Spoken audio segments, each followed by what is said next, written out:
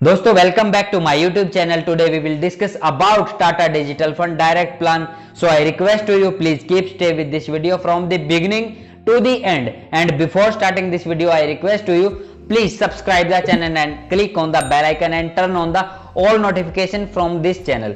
दोस्तों जब भी हम किसी फंड में इन्वेस्टमेंट करते हैं तो उस फंड के बारे में अपने को कुछ इंपॉर्टेंट बातें पता होनी चाहिए। तो दोस्तों आज हम इस फंड के बारे में इसकी बेसिक डिटेल से लेके एडवांस डिटेल को देखेंगे, जिससे आपको हेल्प मिलेगी अगर आप इस फंड में इन्वेस्ट करना चाहते हैं या करने वाले हैं या कर रहे हैं, तो आपको इस फंड के बारे में कुछ इंफॉर्मेशन मिलेगी जिसको आप जान के एक डिसीजन ले सकते हैं कि आपको इस फंड में इन्वेस्टमेंट करे रहना है या करना है। दोस्तों सबसे पहले हम बात कर लेते हैं Tata digital fund direct plan है क्या। दोस्तों हर म्यूचुअल फंड में दो तरह के प्लान होते हैं, एक डायरेक्ट प्लान एक रेगुलर प्लान। तो दोस्तों आज हम इस फंड के डायरेक्ट प्लान के बारे में बात कर रहे हैं।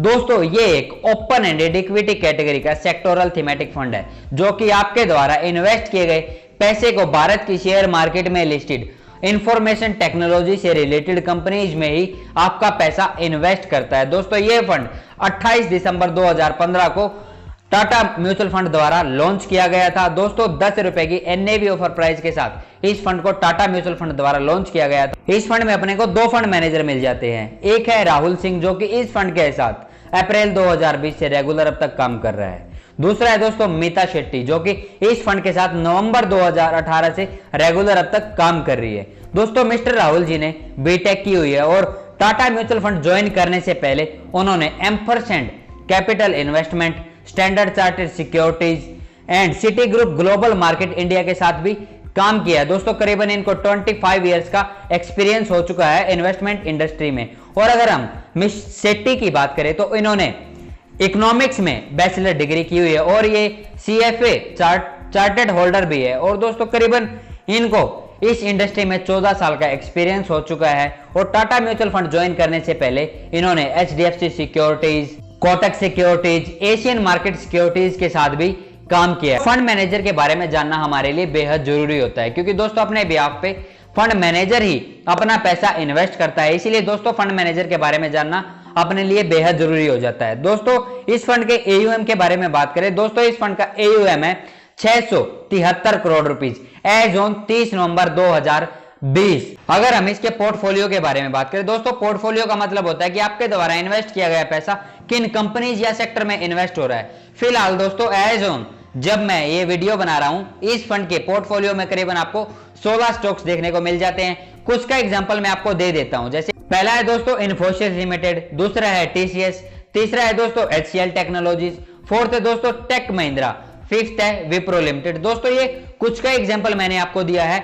इस कंपनी के इस फंड के पोर्टफोलियो में करीबन आपको 16 स्टॉक्स देखने को मिल जाते हैं। ये कुछ का एग्जांपल है। इस फंड में आप दो तरह से इन्वेस्टमेंट कर सकते हैं, पहला SIP, दूसरा लमसम। SIP का मतलब होता है कि आपको हर महीने कुछ पैसा इन्वेस्ट करना होता है। लमसम का मतलब होता है अगर आपके पास कुछ इकट्ठा पैसा पड़ा हुआ है और आप उस इकट्ठे पैसे को ही इन्वेस्ट करना चाहते हैं तो उसको लमसम अमाउंट बोला जाता है।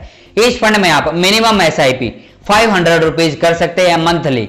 और दोस्तों लमसम इस फंड में आप वन टाइम पेमेंट 5000 रुपीज कर सकते हैं। दोस्तों इस फंड के अगर हम चार्जेस को देखें, दोस्तों इस फंड में अपने को 3 तरह के चार्जेस देने पड़ते हैं। पहला एक्सपेंस रेशियो, दूसरा एग्जिट लोड, तीसरा स्टैंप ड्यूटी। दोस्तों एक्सपेंस रेशियो चार्जेस इस फंड का एज ऑन डेट 1.07% है। और दोस्तों एग्जिट लोड, अगर आप इस फंड से पैसा 1 साल से पहले रिडीम करते हैं तो आपको flat 1% as a exit load charges देना पड़ेगा। और दोस्तों तीसरा चार्जेस है स्टैंप ड्यूटी चार्जेस जो कि हर म्यूचुअल फंड में आपको देना पड़ता है। 1 जुलाई 2020 से नया इंट्रोड्यूस सेबी द्वारा किया गया था, ये चार्जेस पहले नहीं देना पड़ता था। 0.005% आपको स्टैंप ड्यूटी चार्जेस देना पड़ता है। दोस्तों अगर हम इसके टैक्स इंप्लीकेशन के बारे में बात करें, दोस्तों इस फंड में आप दो तरह के टैक्सेस भी पे करते हैं। पहला है STCG, दूसरा है LTCG। STCG का मतलब होता है दोस्तों short term capital gain tax, LTCG का मतलब होता है long term capital gain tax. अगर आप इस फंड से पैसा 1 साल से पहले रिडीम करते हैं या निकालते हैं तो आपको flat 15% as a short term capital tax देना पड़ेगा। और दोस्तों अगर आप इस फंड से पैसा 1 साल के बाद रिडीम करते हैं या निकालते हैं तो आपको flat 10% as a long term capital gain tax देना पड़ेगा। लेकिन यहां पे आपको 1 लाख रुपए का रिबेट मिल जाता है अगर आपने आपके इन्वेस्टमेंट पे 1 लाख से ऊपर गेन किया है तो ही आपको ये टैक्सेस देने पड़ते हैं, अदरवाइज नहीं देने पड़ते। दोस्तों अगर हम इस फंड के रिटर्न के बारे में बात करें तो दोस्तों इस फंड ने अपने इन्वेस्टर्स को पिछले 1 साल में करीबन 45% का रिटर्न दिया है और पिछले 3 साल में इस फंड ने अपने इन्वेस्टर्स को करीबन 28% का रिटर्न दिया है। और दोस्तों जब से यह फंड शुरू हुआ है तब से लेके अब तक इस फंड ने अपने इन्वेस्टर्स को एवरेज निकाले तो 18.50% का, मतलब 18.5% का रिटर्न इस फंड ने अपने इन्वेस्टर्स को दिया है। अगर हम इस फंड के प्रोज और कॉन्स को देखें, प्रोज और कॉन्स का मतलब होता है दोस्तों फायदा और नुकसान। तो दोस्तों इस फंड का पहला फायदा है, इस फंड में आप मिनिमम इन्वेस्टमेंट कर सकते हैं 500 रुपए। और दोस्तों दूसरा फायदा है इस फंड का, इस फंड ने अपने इन्वेस्टर्स को पिछले 3 साल में हाईयर रिटर्न दिया है। अपनी कैटेगरी के जितने भी म्यूचुअल फंड है उन सभी म्यूचुअल फंड से ज्यादा पिछले 3 साल में इस फंड ने अपने इन्वेस्टर्स को रिटर्न दिया है। दोस्तों अगर हम इस फंड के कॉन्स के बारे में बात करें, कॉन्स का मतलब नुकसान है, इस फंड का पहला नुकसान है इस फंड का एक्सपेंस रेशियो चार्जेस।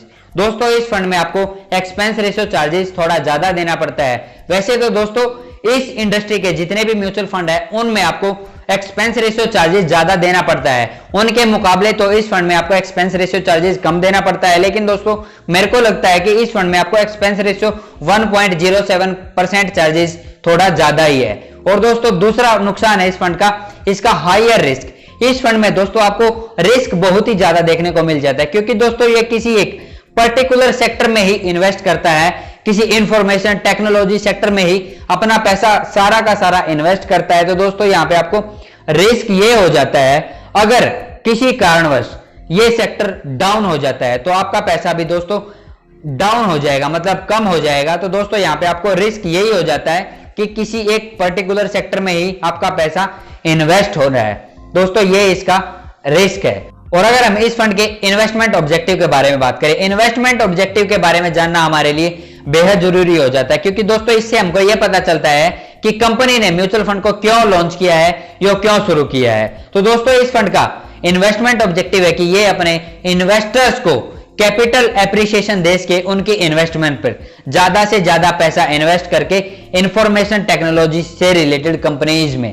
दोस्तों उम्मीद करता हूं आपको आज की वीडियो काफी अच्छी लगी होगी और काफी इंफॉर्मेशन आपको मिली होगी। अगर आपको इस फंड में इन्वेस्टमेंट करना है तो दोस्तों आपको सबसे पहले ध्यान देना पड़ेगा कि आपका रिस्क एपेटाइट कितना है। आप इस फंड में इन्वेस्टमेंट करते हैं तो आपको यह ध्यान में रखना पड़ेगा कि ये किसी एक पर्टिकुलर सेक्टर में ही अपना पैसा इन्वेस्ट कर रहा है। तो दोस्तों ये आपको ध्यान में रखना बेहद जरूरी हो जाता है। और दोस्तों अगर आप इस फंड में इन्वेस्टमेंट नहीं करना चाहते तो कोई किसी तरह की कोई दिक्कत है ही नहीं है। अगर आपको इस फंड में इन्वेस्टमेंट करना है या किसी पर्टिकुलर स्टॉक में इन्वेस्टमेंट करना है तो सबसे पहले आपको एक डीमैट अकाउंट ओपन करना पड़ता है। दोस्तों डीमैट अकाउंट ओपन करने के लिए मार्केट में आपको बहुत सारे ब्रोकर्स देखने को मिल जाते हैं, लेकिन मेरी आपको रिकमेंडेशन है कि आप एंजल ब्रोकिंग के साथ अपना फ्री डीमैट अकाउंट ओपन कीजिए, जहां आपको पहले साल में किसी भी तरह का कोई अकाउंट मेंटेनेंस चार्जेस नहीं देना पड़ता। और ना ही दोस्तों अगर आप इक्विटी डिलीवरी में ट्रेड करते हैं तो किसी भी तरह का कोई चार्जेस देना पड़ता, और ना ही आपको किसी भी तरह का कोई अकाउंट ओपनिंग फीस देना पड़ता। तो दोस्तों इसलिए फ्री एंजल ब्रोकिंग का डीमैट अकाउंट लिंक वीडियो के डिस्क्रिप्शन में मैंने डाला हुआ है, जाइए अपना अकाउंट खोलिए और अपना इन्वेस्टमेंट शुरू कीजिए। अगर आपको वीडियो अच्छी लगी है तो वीडियो को लाइक करना बिल्कुल भी नहीं भूलना, क्योंकि दोस्तों अगर आप वीडियो को लाइक करते हैं तो दोस्तों YouTube का एल्गोरिदम वीडियो को और लोगों के पास पहुंचाता है। तो दोस्तों इसलिए आप वीडियो को लाइक करना कभी भी नहीं भूलना, और दोस्तों ना ही आपको वीडियो को शेयर करना भूलना है। अगर आपको लगता है कि ये वीडियो आपके किसी रिलेटिव या फ्रेंड के काम आएगी तो दोस्तों वीडियो को शेयर करना भी नहीं भूलना। और अगर आप ऐसी ही इंफॉर्मेशनल और नॉलेजेबल वीडियो देखना चाहते हैं तो आपके अपने चैनल को सब्सक्राइब कर लेना और साथ ही बेल आइकन को दबा लेना, जिससे मेरी आने वाली सभी वीडियो का नोटिफिकेशन आपको मिल जाएगा। आज के लिए दोस्तों वीडियो में इतना ही, मिलते हैं आने वाली किसी नई वीडियो में, तब तक के लिए नमस्कार।